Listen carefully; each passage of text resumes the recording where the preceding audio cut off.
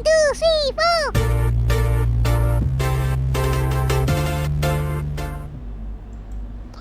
Halo Gunarwan dan Gunarwati sekalian, ketemu lagi ya di channel saya Gunar Os. Dan ya, kita ketemu sekali lagi di segmen Sepekan Arsenal ya.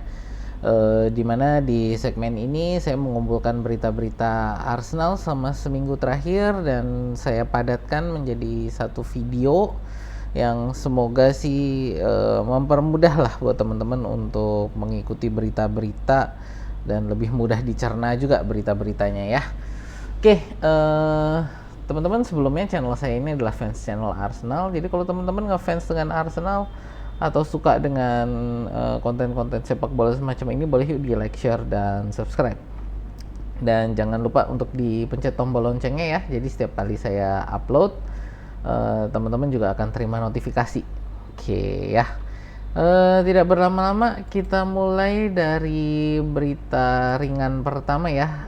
Berita ringan pertama ini, Mikel Arteta memenangkan manajer EPL terbaik versi KAFD Globe Soccer Award ya. KAFD ini dia adalah badan apa ya? Badan nirlaba untuk sepak bola ya, yang ini mereka berbasis di Dubai ya. Jadi mereka juga mulai ya memberikan penghargaan ya untuk menyaingi dari yang apa namanya kayak Ballon d'Or ya, karena penghargaan semacam ini banyak sih yang dari swasta gitu ya, yang bukan dari FIFA gitu ya. Ya ini selamat sih untuk Arteta.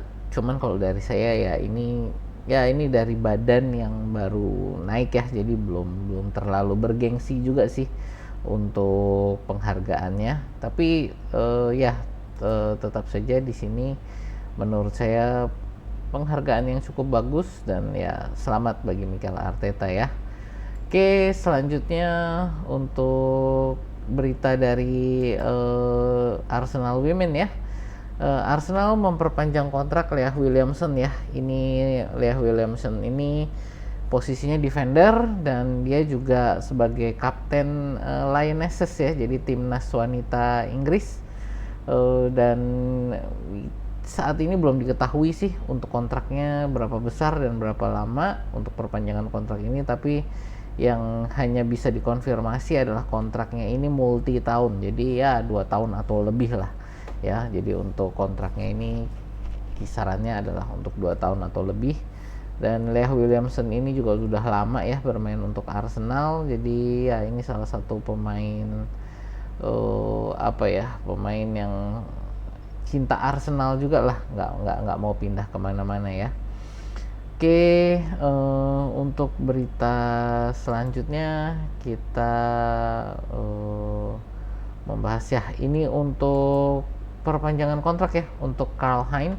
Saya beberapa waktu yang lalu sempat membahas juga ya ini, bahwa Arsenal ini ingin memperpanjang kontrak Karl Hein yang mungkin pada saat video ini nanti upload kontraknya sudah habis gitu ya. Jadi Karl Hein ini kiper ketiga ya dari Arsenal, dan pelatih kiper Arsenal ya, Inaki siapa namanya, kok saya jadi lupa sih, Inaki Williams ya. Itu sebenarnya kalau bisa tidak ingin kehilangan Inaki Williams. Inaki Sana ini tidak ingin kehilangan Karl Hein karena menurut dia kiper ketiga walaupun amat sangat jarang bermain ya, kalaupun dibawa squad itu jarang sekali bisa diturunkan. Bahkan musim kemarin Karl Hein ini kalau nggak salah ada sekitar 17 kali dia masuk ke dalam squad tapi tidak pernah diturunkan sama sekali ya, jadi hanya di bangku cadangan. Cuman dari Inaki Chana ini dia mengatakan bahwa kiper ketiga ini sangat penting untuk pada saat pemanasan, pada saat persiapan bermain gitu ya. Untuk ya tadi sekali lagi sebenarnya untuk pemanasan ini pemain yang sangat penting gitu ya, karena bisa saling mendorong dan dia pengen Arsenal ini untuk mempertahankan Karl-Heinz gitu ya, yang ya tadi di Juni ini ya, di awal Juni Karl-Heinz ini kontraknya habis. Jadi dari Inaki Shana ini berharap diperpanjang gitu ya, tapi kita lihat apakah nanti, ya mungkin tadi ketika video ini upload kita mungkin udah bisa dapat berita pastinya gitu kan, apakah Karl-Heinz ini diperpanjang kontraknya atau tidak gitu ya. Yang pasti dari Karl-Heinz sendiri mencoba mencari untuk tim yang dimana dia bisa tampil rutin gitu ya. Dan ini tadi juga dari Inaki Shana ini tidak ingin musim ini bisa kehilangan dua dari 3 kiper gitu kan, karena tadi Karl-Heinz ini kontraknya habis dan Aaron Ramsdale ini kemungkinan akan dilepas, akan dijual. Jadi ya kita lihat nanti ya ke depannya gimana. Oke, berikutnya sebentar.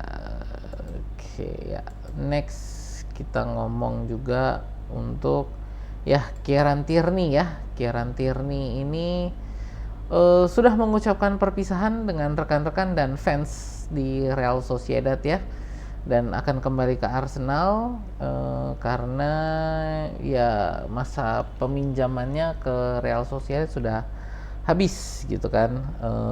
Ini ya Real Sociedad sendiri juga tidak mempermanenkan Tierney karena kemarin ini musim inilah ya, karena kita belum masuk musim baru. Musim ini dia lumayan banyak terpinggirkan karena cedera ya, dan ya itu membuat Real Sociedad agak ragu untuk mempermanenkan Tierney. Dan saat ini juga Arsenal dan pihak dari Kieran Tierney ya sedang mendiskusikan lah ya, kemungkinan nanti kedepannya gimana untuk masa depan Tierney ini. Apakah dia masih ada tempat untuk di Arsenal atau akan dijual gitu kan, dan kalaupun dijual akan ke mana gitu. Yang pasti ya Arsenal sebenarnya sejak dari musim kemarin ini sudah ingin untuk bisa menjual Tierney ya.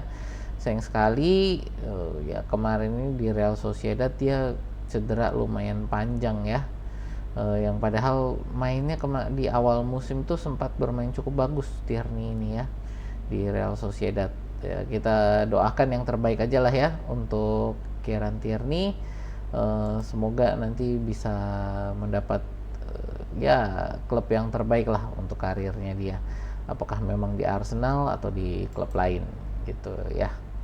Oke, next ini sama juga ya untuk Emil Smith Rowe, saat ini sedang melakukan diskusi dengan manajemen Arsenal.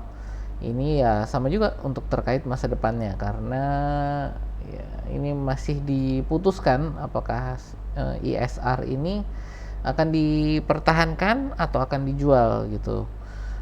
Sudah ada beberapa klub papan bawah dan ya mungkin bisa dibilang papan tengah ya, papan tengah dan papan bawah ya, nggak adil juga sih dibilang papan tengah papan bawah. Tapi intinya beberapa klub IPL ini sudah mulai mempersiapkan diri untuk mengejar ISR ini ya, memantau situasi ISR ini di Arsenal, gimana mereka nanti keputusannya gitu. Kalau dari saya, menurut saya pribadi dia sih masih cukup pantas kalau menjadi pelapisnya Odegaard, atau bahkan bermain di midfield kiri ya, posisinya Granit Xhaka dulu, jadi midfield kiri untuk posisi nomor 8 menurut saya masih sangat pantas lah ya ini Emil Smith Rowe. Kalau misalkan Declan Rice itu mainnya agak mundur jadi defensive midfield. Tapi pada saat yang sama saya juga paham kalau dijual gitu ya, karena mungkin Emil Smith Rowe ini waktu bermainnya mungkin akan terbatas, tapi mungkin juga sih dengan kondisi midfield kita ya yang musim depan mungkin akan terbatas juga gitu ya. Ada baiknya juga kalau dari saya Smith Rowe ini dipertahankan. Tapi sekali lagi ini ya kita harus melihat nanti komposisi midfield kita gimana, siapa yang dijual, siapa yang dibeli gitu kan ya. Seperti saya bilang beberapa hari yang lalu ya di video saya, ini bergantung dari Arsenal ini mau memutuskan Declan Rice ini mainnya di mana gitu kan, mau bermain posisi nomor 6 atau nomor 8. Itu menurut saya juga akan menjadi penting bagi Smith Rowe kalau dia dipertahankan gitu ya. Next kita bicara lagi, ini juga pemain Arsenal yang dipinjamkan ke Sturm Graz ya, Mika Biereth, penyerang yang awal musim ini, bukan awal musim sih, pertengahan musim ini ya sempat menjadi pembicaraan bagi fans Arsenal untuk dibawa balik ya, sebelum kita di bulan Januari tiba-tiba mainnya golnya nggak kira-kira terus ya gitu. Jadi sempat dibicarakan oleh para fans di pertengahan musim ini di jendela transfer musim dingin, Mika Biereth ini untuk dibawa balik lah ke Arsenal gitu ya. Tapi dengan dengan performa dari Januari itu fans juga mulai lupa nih Mika Biereth ya. Dan ya dengan penampilan yang cukup apik juga di Sturm Graz ini ingin mempermanenkan Mika Biereth, dan saat ini yang saya baca sih memang lagi ada diskusi antara Arsenal dan Sturm Graz untuk ya menegosiasikan harga dan persyaratan lah ya, bagaimana untuk mereka membeli Mika Biereth. Dan sepertinya sih ya kalau harganya cocok kemungkinan besar mungkin akan dilepas Mika Biereth ini ya. Oke, selanjutnya ya kita mau ngomong berita yang yang lebih berat nih ya. Saat ini Mikel Arteta sedang melakukan diskusi ya dengan manajemen Arsenal ini untuk perpanjangan kontrak, dan ya kontraknya kemungkinan besar ini akan membuat Arteta menjadi manajer Arsenal dengan gaji termahal ya. Jadi dibandingkan Arsene Wenger, dibandingkan ya pokoknya intinya kalau memang deal ini, bukan kalau sih, tinggal tunggu waktu ya. Jadi pada saat deal nanti kemungkinan besar Arteta ini gajinya ini akan mendekati gajinya Pep yang 20 juta pound sterling semusim. Sebagai gambaran untuk kontrak Arteta sekarang gajinya ini kalau saya nggak salah ingat itu di kisaran 9 juta pound sterling per tahun ya. Jadi 9 juta pound sterling per tahun mungkin akan jadi 2 kali lipat gitu kan kalau mau mendekati gajinya Pep yang 20 juta pound sterling per tahun gitu ya. Jadi ya ini menunjukkan bahwa KSI, Kroenke Sports and Entertainment, ini masih sangat mempercayai Arteta untuk mengepalai proyek Arsenal ini gitu ya. Jadi menurut saya mereka masih sangat senang dengan Arsenal, dengan apa yang dicapai, dan ya ke depan juga sepertinya juga akan sangat didukung juga ya untuk pembelian Arteta. Jadi untuk di jendela transfer ini akan didukung juga dengan dukungan dana ya, yang saya baca itu kira-kira sekitar 200-250 juta pound sterling untuk budget transfer Arteta musim depan gitu ya. Ya saya sih berharap dengan demikian ya nanti Arteta bisa segera mendapatkan piala-piala yang lebih bergengsi lah ya. Kita ngomong untuk piala FA, EPL, Champions League ya, seperti itu. Oke. Next, untuk berita berikutnya ini adalah Thomas Partey ya, yang kemarin itu sempat menyatakan bahwa dia tidak ingin meninggalkan Arsenal. Jadi walaupun saat ini banyak rumor yang beredar bahwa Partey ini akan dijual gitu kan, termasuk juga dari Fabrizio Romano ya yang mengatakan bahwa Thomas Partey ini di jendela transfer musim depan ini, di jendela transfer musim panas ini akan dijual ya. Tapi Thomas Partey mengatakan bahwa dia sebenarnya masih ingin tetap ada di Arsenal. Ya cuman dari saya sih memang ya dengan rekor cederanya dia ya, agak sangat riskan, bukan agak lagi ya, sangat riskan gitu untuk menjaga dia tetap di Arsenal. Ini menurut saya riskan lah.